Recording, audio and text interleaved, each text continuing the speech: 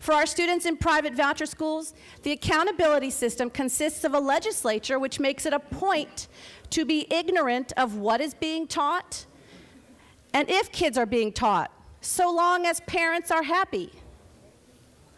So in an effort to understand where the supporters of this bill are coming from, with the arguments they've used throughout this session, I turn to the most recent program evaluation, which was handed to me by employees of the SFO.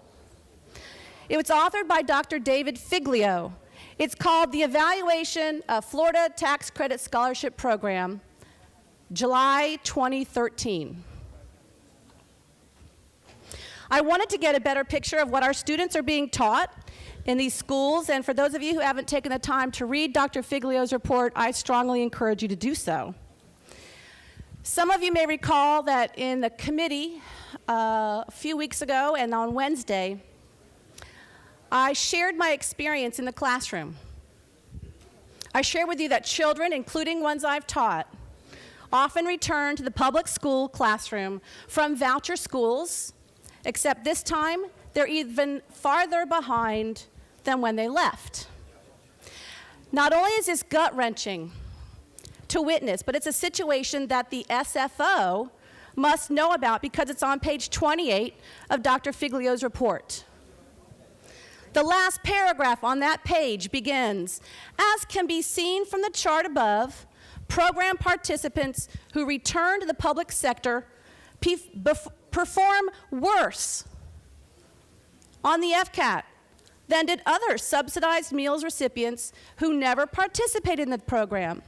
To make it clear, the data shows that when kids re-enter public schools, they perform worse than kids who stayed in public schools.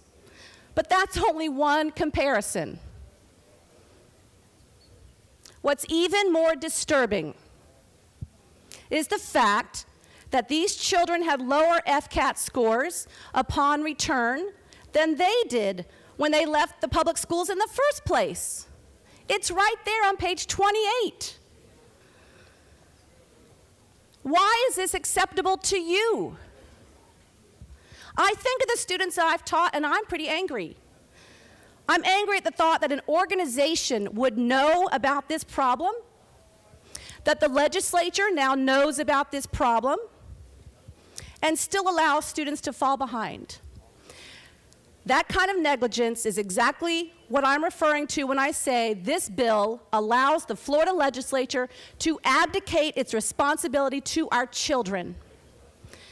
When you hear those of us on the back rows ask our questions and put forth our amendments, it's not because we're protecting teachers' unions or trying to perpetuate a broken system. It's because we know that Florida students deserve the best, and this isn't it.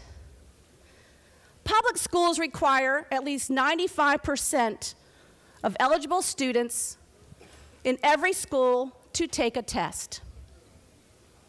And yet, while just over 1,000 schools participated in the voucher program, only 9% are included in Dr. Figlio's report.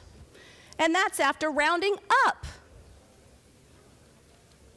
My final point will refer to the last pages of Dr. Figlio's report, beginning on page 38 and going to page 40.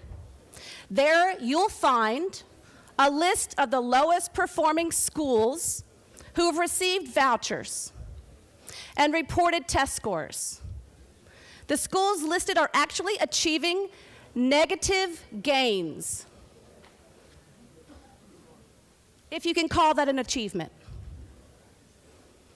Even according to this entirely separate, entirely non-metric standard, these schools are failing our children. And we have no way of holding them accountable. We have no way of telling a school, no, you, without the certified teachers, are not allowed to teach our most vulnerable children. Because bills like this relieve us of our responsibility. Let's ask those parents if they're happy, because I'm not. Thank you. Representative Moritas in debate.